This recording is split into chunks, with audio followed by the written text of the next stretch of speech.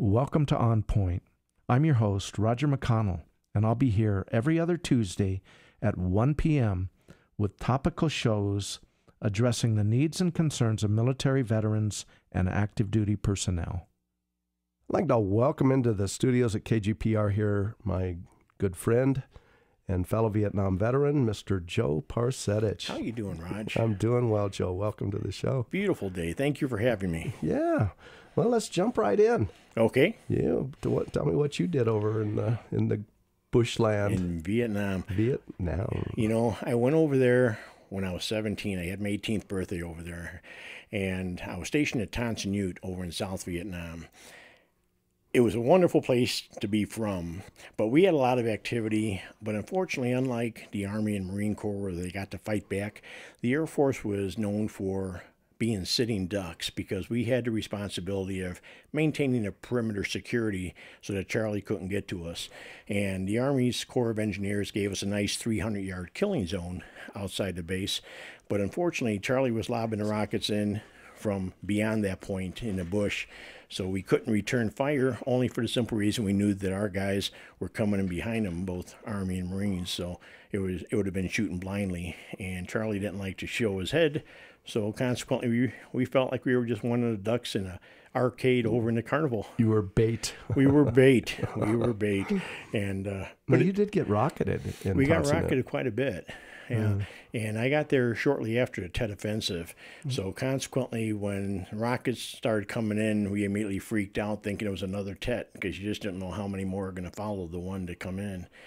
But we were privied / I don't know how to put it, unlucky to have 13 generals that were on our base that we were responsible for making sure they didn't get their tails shot off. And, we also had the boneyard where the Jolly Greens would drop off the Cobras, which were the one-man helicopters that were just tremendously talented. And they were the gunships. Yeah, they were the gunships that were just unbelievably valuable as far as 2 airmen out in the field and out in the bush.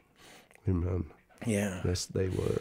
But then I got to come back stateside after my year over there. And like the rest of us, flew into Travis Air Force Base and were greeted so warmly when we got to San Francisco International. I mean, people were just giving us all kinds of polite sign language and other different... welcoming you home. They were really welcoming us home. As a matter of fact, they even showed us what their saliva looked like and other things. So we were given a nice, warm welcome home. Did you ever hear of any of the returning soldiers actually getting assaulted other than, spit at? No, I am talking physically in terms of beatings and things like that. Not actually in San Francisco International because there were so many of us that were together. They wouldn't dare. It was bad enough that we had to put up with the verbal abuse and the assaults as far as with saliva, but no, we weren't actually confronted physically, at least not at the airport. I've heard of people like when they went to a bar when they got back to their hometown where somebody said something stupid and triggered the vet into responding, or I should say reacting, but no, it wasn't that bad. It was just a matter that it was very disappointing to come back and find that many of your friends had kind of bought into the Hanoi Jane mentality. And after Tet of 68 too, when Cronkite made the statement that the war is unwinnable, I think that's when a lot of the demonstrations began in earnest and the tide changed. Because when I came home right before Tet, it was not like that with me personally. Right. And the hippies are, of course, the flower children of their time. One of the things that we were fighting for was the right for people to voice their opinions openly back here stateside. So I had no problem with people protesting the war. I even had no problem with draft dodgers that wanted to run up to Canada to hide, because a person knows what he or she is made of. And if they're going to freeze up under fire, then I just soon not have them next to me, because it's going to get them and me killed both, along with everybody else. So having them run up to Canada, I had no problem with, but it's one of those things where you have to play the cards you're dealt. There's no other way to get around it. And I know mob mentality took over for us. It took over at My Lai it took over for a lot of field units.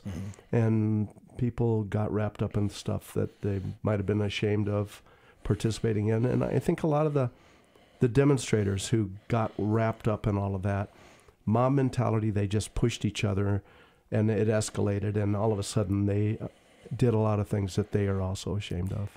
Well, and that's very true, because I find nowadays many people from the baby boomer generation are very supportive of those of us who did serve in Vietnam. I think part of it is the feeling of guilt, things of this nature, because like you said, it was the mob mentality to where they just kind of went along with the program, and they didn't realize that, hey, all of us that were over there, when you're in any kind of a war type environment, it's not our responsibility as a veteran to try to, analyze whether we belong there or not. You're going to do what you've been trained to do.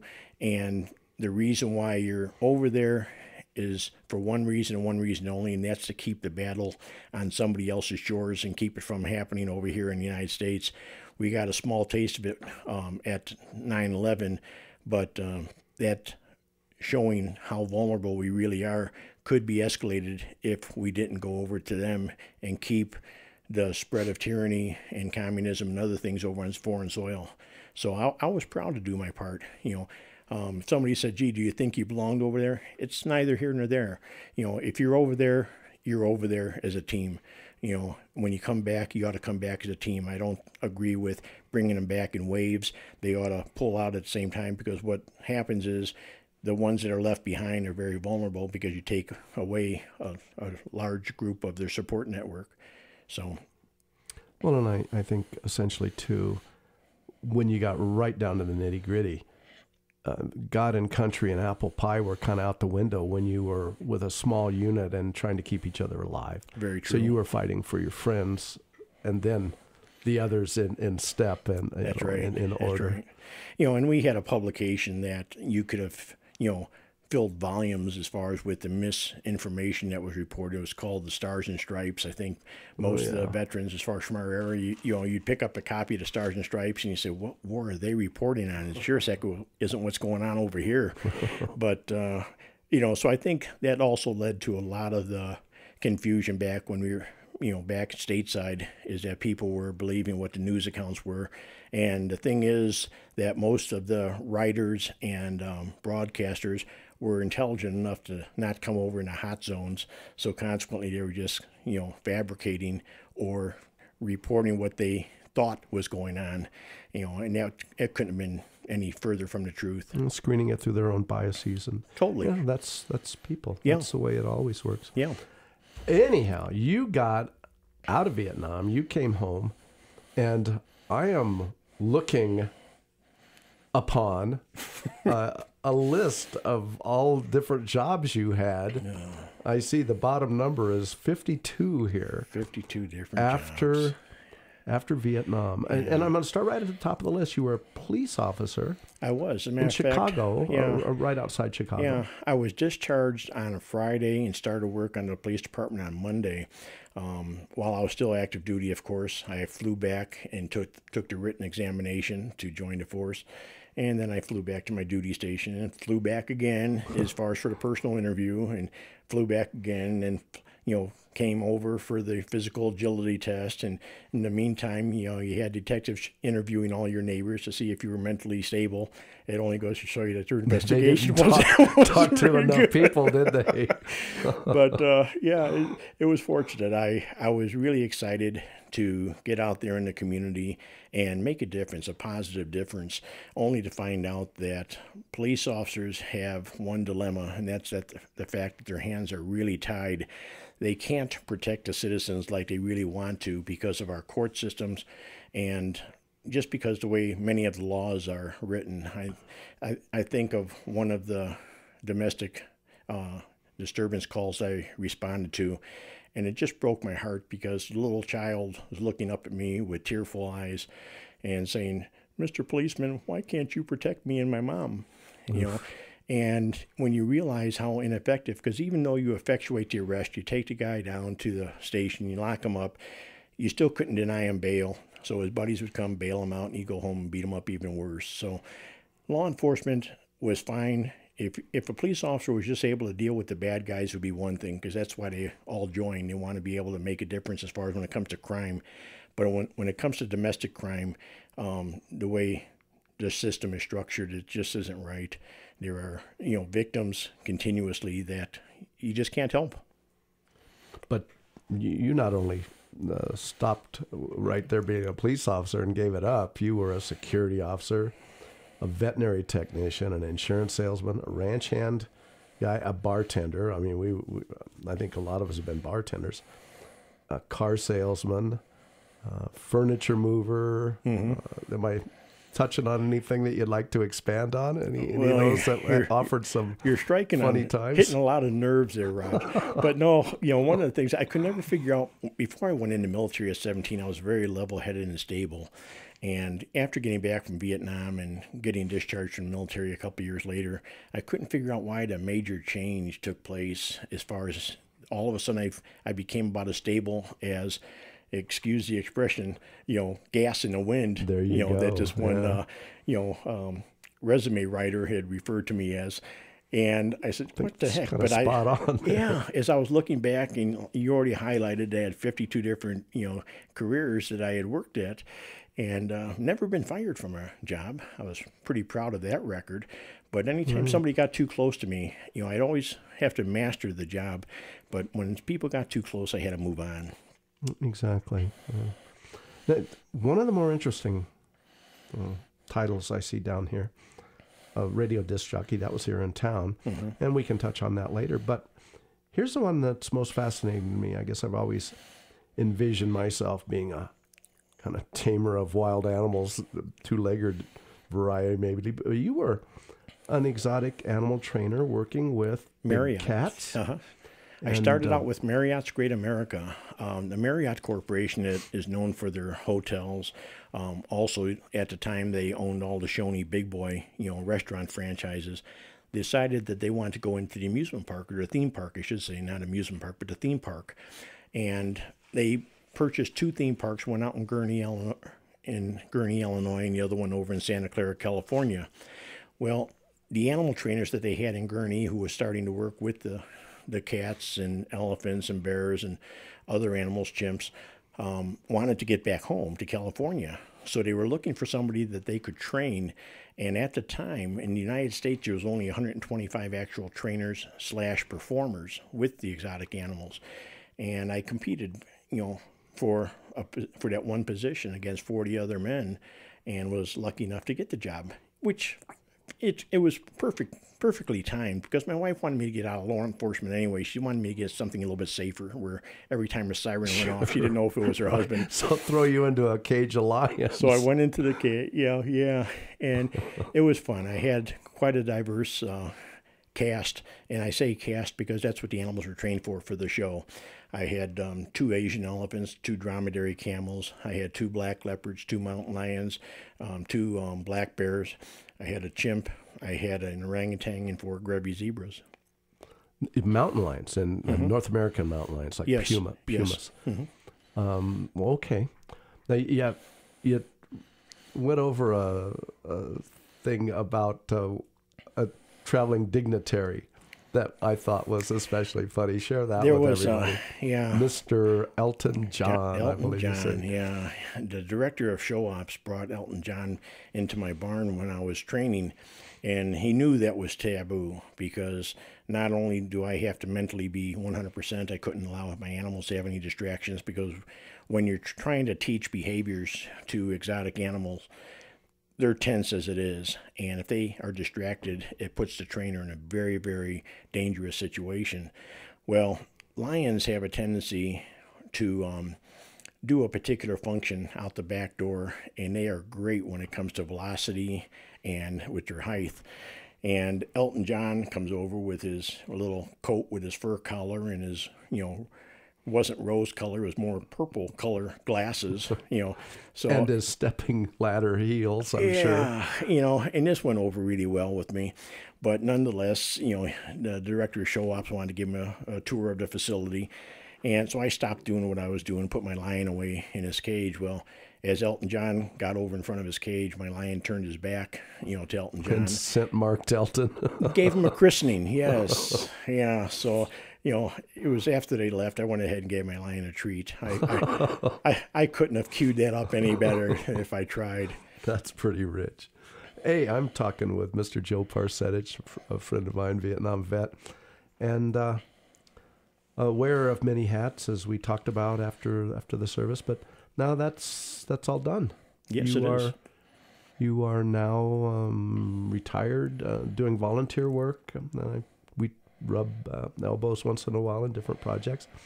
But you are now I'm the adjutant / treasurer / chapter service officer / junior vice commander for the Disabled American Veterans here in town. We help a lot of our fellow comrades, not only with their transportation needs, getting to and from their medical appointments down at Fort Harrison. With the free van rides, right? Yeah, but we also help them as far as with processing of their claims. Many of them came back altered, when they come out of a war zone or out of the military. And it's very, very trying and stressful for them at that time.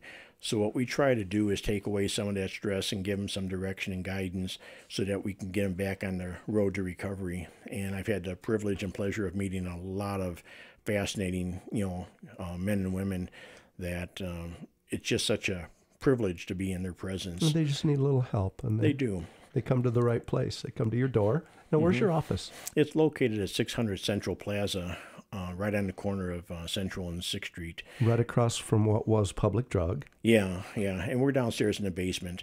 But, one of the things that I think you would agree with me on, Raj, is that many of us fellow Vietnam vets are passionate about making sure that our young comrades are never without validation or a support network like we had, or lack of had. We had to pretty much pull it alone, didn't we? We did. So we kind of take our young veterans under our wing and let them know that not only are they appreciated and cared for, but we want to be there for them. And you and I got to experience firsthand a warm reception out at Malmstrom Air Force Base when our friend Colonel Brule put on a welcome home ceremony for not just Vietnam vets, but also for our Korean comrades. That was a really emotional afternoon, wasn't it? It really was. These young airmen came out and they greeted us in the parking lot and escorted us into the building. And, we were just treated like royalty. And when we entered the convention hall, we entered under cross sabers. They had their honor guard there with cross sabers. So you're right. It was a very emotional experience for us. It was really kind of neat. Right. And they let some of us get up and do a little speaking and thanking them. It was a really powerful day. Good stuff. Thanks for reminding me of that. Oh, boy. I mean, how can you forget? I can forget anything, Joe. But I didn't forget to get you in here today, and let's talk a little more about your role as a veteran service officer. Okay. Well, first of all, somebody's got a question about whether or not they qualify for a claim, what they need to actually initiate the claim. Yeah. What do you want to see them come through the front door of your office with? Well, they want to bring a copy of their DD Form 214, their discharge papers. And I've had veterans that served in multiple branches where they got out of the Army and they wanted to join the Air Force or vice versa, or they joined the National Guard Reserve Unit. Whatever they've been, the more things that they were in, they're going to have a DD Form 214, which is separation papers from each organization that they served under. So they want to bring in copies of their DD Form 214, and don't worry about it if you don't have the copy. You say, gee, I only have the original. Just bring it in, I'll make a copy for you. But if they've also been previously married, we need to know about that. Uncle Sam likes to make sure there's no ghost in the closet. They want to have copies of their divorce decree. So when we do the paperwork, we're going to need certain dates to fill in the blanks. But, when they call, as a matter of fact, it's a good segue to give the phone number, but if they call me at 452-5803, that's over to DAV office. I'm down there Monday, Wednesday, and Friday from 9 till noon, and I volunteer down there. So consequently, feel free to contact me at any time, and I'll be able to share with you as far as what documentation you want to bring along with so that you don't waste your time and have to make a second trip. But I do take walk-ins, but if you want to be sure that you get an audience with me at a specific time. If you give me a call, I'll set you up with an appointment, and then anybody else that walks in during the time, I'll reschedule them, so that your appointment will stand. But we take all of our screenings very serious. We try to take, like I said earlier, all the stress out of it for them.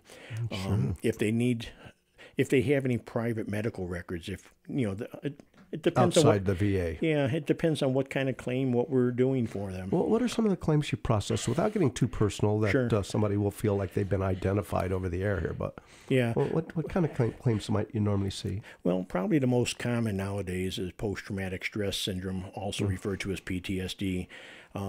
Along with that particular problem, depression runs pretty rampant. But then there's also physical ailments. Somebody might have been working around artillery or around aircraft, and their hearing's starting to go bad.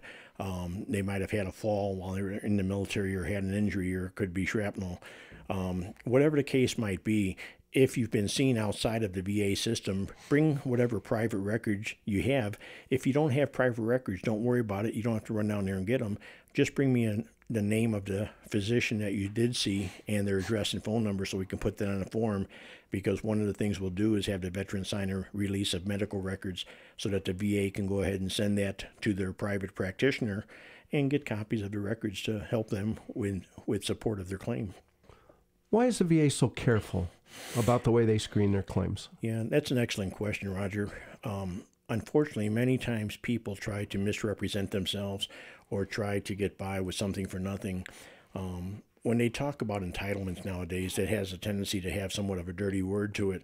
But when it comes to veterans, I look at it this way. If you were to go to a rental place and rent a piece of equipment, and you get the thing home and it was working fine, but when you take it back, if it's somewhat defective, you're going to be responsible for paying for the repairs, whatever it's needed to get that piece of equipment back again.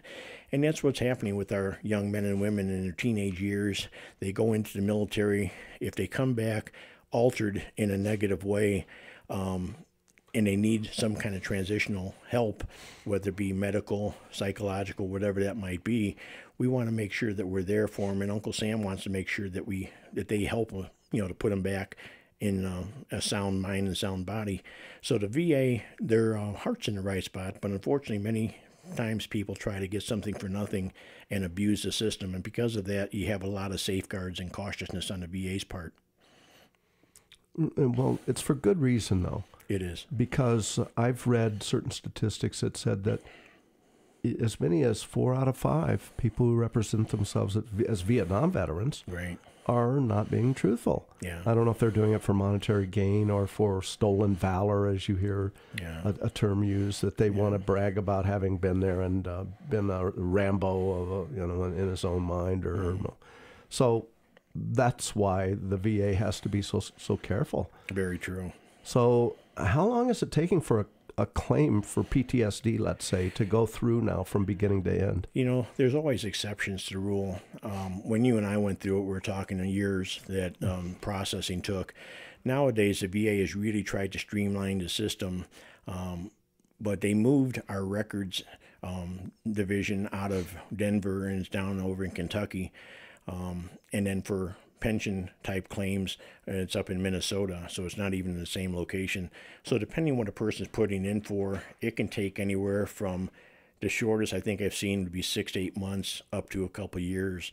It depends on how quick the VA can validate and document the allegations that the veteran is making as far as what took place. Right. Well, they have to prove that they did what they said they did. That's right. And what do they need to substantiate that, other than company records? What helps them put all that puzzle together? Sure. Most vets aren't going to have those kind of records at their fingertips, but one of the things that aids a great many veterans nowadays with being able to support their claim, as far as if they said, well, I was in this firefight over here in Vietnam. Going online nowadays, you can Google your base time element, just put in, okay, I was over in Da Nang, Vietnam, and just bracket it if you were over there 68 to 69 or what have you. And you'll be surprised the amount of hits, because a lot of guys that served during that time period did a lot of journaling. And with those journals, you'll find dates, times of different attacks, and all the VA does is they'll cross-reference that as far as with the national record, as far as that the government has, and they can support your claim. When you have incidents, like let's say you were under multiple attacks and you had quite a few close calls and you have multiple stressors, what you don't want to do is you never want to clump them all under one stressor. You want to have a single stressor for each incident, because the VA is going to investigate each of these, but as soon as they have one that they're able to support, their investigation stops, because now the presumption is that, okay, the guy's a straight shooter, he's telling the truth. They don't have to support and validate each and every stressor. So if you put it all in one, okay, and they can't, verify that one particular stressor, then it makes it very difficult for the veteran to proceed as far as with their claim. Precisely. You and I have both seen a lot of young and older veterans who have this attitude at the VA. They kind of expect everything to stop when they walk into the room or something. Yeah. It's like, I know they get self-absorbed in their PTSD. I remember that when I was in the throes. But they've got to remember that the VA has to evaluate these claims, because there are so many bogus forms filled in about this. So what would you tell these young guys how do they keep it together so they don't lose it, give it up, don't follow through with a claim, or just drive themselves nuts at the delays in this process? Because it's not simple. It's not simple. Our generation was probably more used to the hurry up and wait, but nowadays in today's society, everything's fast foods, and with the immediate gratification. Yeah, with the electronic technology, young people are used to getting an immediate answer. I mean, you look at what you can get off the internet anymore, as far as with information that we used to take weeks assimilating, as far as from the Encyclopedia Britannica or World Book Encyclopedia. So it's a very rewarding job, and one that is worth pursuing if, in fact, a vet is dealing with some issues. Well, and I can't imagine, knowing you as I do, I can't imagine anybody being any better suited for helping these guys through this process. And I'm just glad that they've got you. Well, thank you. Yeah, that's true. That's no smoke. If the smoke alarm in your cavity fired off there, we know that it was for something else, because that's stone true. Let's give them your contact information and any final thoughts here to help them into and out of the process. Sure. My name is Joe. Last name is Parsetich. But if you just remember Joe, and call me anytime at 452-5803. Even if I'm not there if it's not Monday, Wednesday, or Friday from 9 till noon, leave a message and I will get back with you the very next day. I take my responsibility very serious. Once again, that phone number is 452-5803. And that's Monday, Wednesday, and Friday. From 9 till noon. 9 until noon. But my answer machine's on 24/7. Okay, but your address is? 600 Central Plaza. 600 Central Plaza. Suite number 11. Right downstairs in the basement. As you get off the elevator or walk off the steps, you're looking right at my office. Okay. Joe Parsetich, Veteran Service Officer, wearer of innumerable hats in your career, my man. Thanks for coming in, Joe. Thanks for having me, Rod. You have a great day. On Point continues to air every other Tuesday at 1 p.m. on Montana Public Radio, KGPR, Great Falls. If you have any questions, comments, or ideas for future shows, please contact me, Roger McConnell, at 406-799-6709, or an email onpointkgpr@bresnan.net.